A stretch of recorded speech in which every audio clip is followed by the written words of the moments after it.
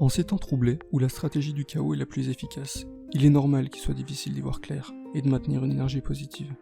Ce monde change indéniablement, et c'est à nous, peuple du monde, de construire le monde de demain. Certaines personnes aimeraient maintenir le statu quo, et continuer à servir les populations et les consciences au travers de leurs préposés, les médias, les politiques, les multinationales et les lobbies. Ils n'ont pas envie que le monde change, puisqu'ils en dirigent les règles. Un monde dans lequel ils ne seraient plus les rois est inenvisageable pour eux.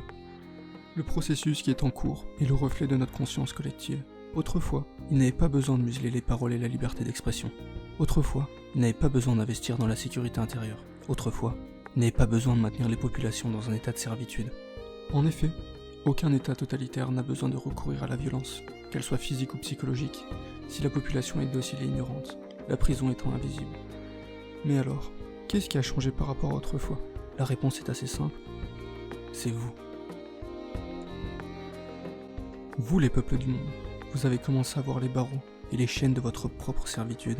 Vous n'êtes plus servile, vous n'êtes plus ignorant, vous n'êtes plus feignant, vous n'êtes plus passif.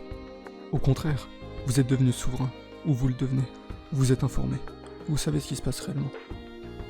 Pourquoi pensez-vous que les médias dominants, qui sont financés par des entreprises et des milliardaires, ainsi que par l'État au travers de lois pour leur assurer un minimum de subsistance, s'effondrent ?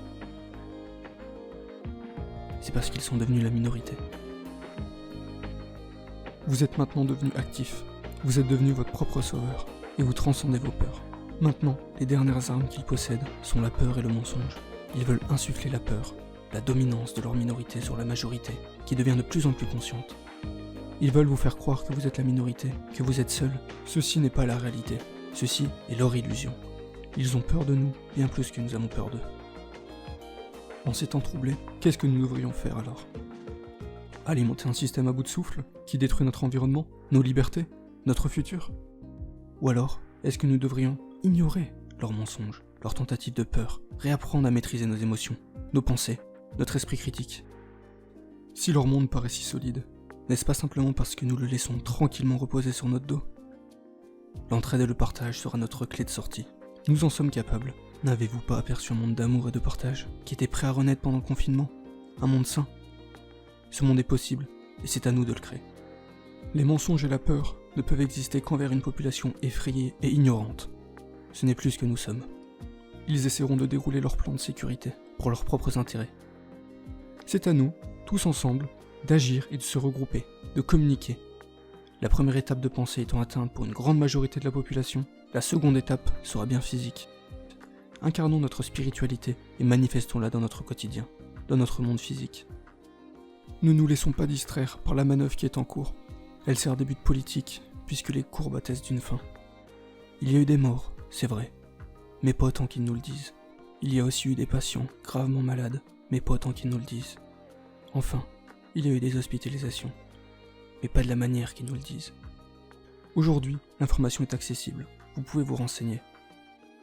Ne soyez pas non plus virulents avec les personnes que beaucoup appellent les non-éveillés.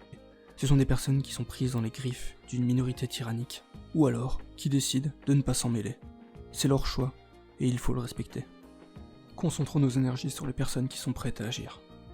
Je finirai par ces dernières paroles. Le temps n'est pas de leur côté. L'évolution de conscience pour atteindre notre prochain monde est un travail qui ne se fera pas en un jour. Les énergies individuelles et l'énergie collective ne doivent pas sombrer du côté de la peur et de la sécurité. Enfin, et même si le contexte était différent à l'époque, cette phrase qui fut prononcée par Benjamin Franklin en 1755 et modifiée par le temps, trouve tout son sens aujourd'hui. Un peuple prêt à sacrifier un peu de liberté pour un peu de sécurité ne mérite ni l'une ni l'autre et finit par perdre les deux. Je vous mets le lien de la citation originale en description.